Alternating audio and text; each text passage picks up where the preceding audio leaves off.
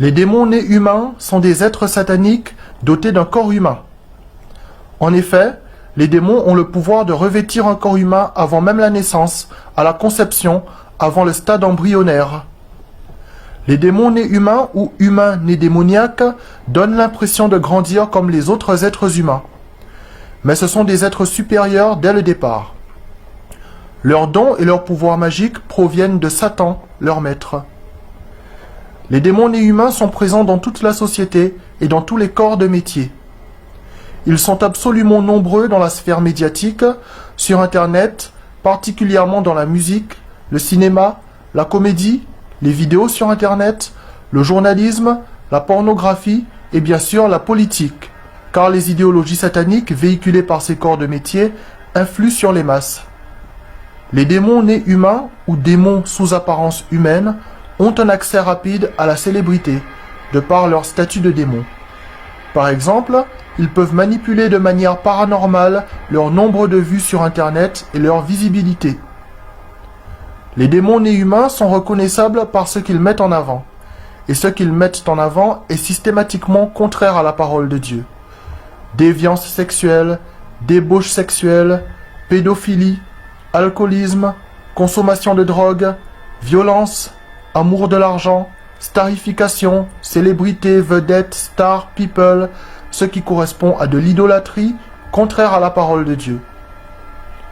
Les humains qui pratiquent ces choses et qui ne se repentent pas iront en enfer, et c'est principalement l'objectif des démons nés humains, amener avec eux les âmes humaines en enfer, sachant que leur sort est scellé. Les démons nés humains ont été évoqués dans la Bible. En effet, les Néphilim étaient des démons nés humains, des géants issus d'accouplement entre des démons et des femmes. Les géants Néphilim sont morts, ne disposant que d'une vie humaine. Beaucoup parmi ces géants ont péri durant le déluge des eaux à l'époque de Noé. Mais les démons, en tant qu'esprits, sont évidemment restés en vie. Ils ont traversé le temps, les époques, les âges. Beaucoup de figures historiques importantes sont des démons nés humains. Ce sont des démons qui ont revêtu des corps humains tout au long de l'histoire. Les démons nés humains ou humains nés démoniaques sont actuellement très nombreux dans notre société. Leur talent inimitable en musique, par exemple, est dû à leur statut de démon. C'est pourquoi ils créent des complexes et des frustrations chez les êtres humains normaux qui n'arrivent pas à atteindre leur niveau, leur talent, leur connaissance. Ces démons nés humains sont, par exemple, des chanteuses avec une voix saisissante, des chanteurs qui font sensation, des musiciens impressionnants, des musiciennes de génie, qui pour réussir passent tous par un culte satanique comme la sodomie. Ils en font d'ailleurs la promotion. D'autres cultes sataniques sont pratiqués par les démons nés humains, tels que les sacrifices humains, les viols sur enfants, les rituels sataniques, le spiritisme, la sorcellerie.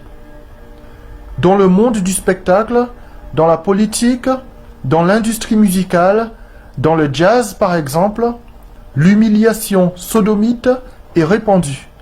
Il s'agit d'un des cultes obligatoires rendus à Satan.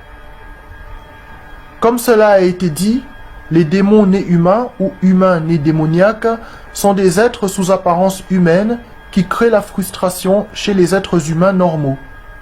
En effet, étant dotés de talents et de connaissances supérieures à celles des humains normaux, ils obtiennent de ces derniers une vénération et un culte de la personnalité, dans les médias, sur Internet et lorsqu'ils sont sur scène.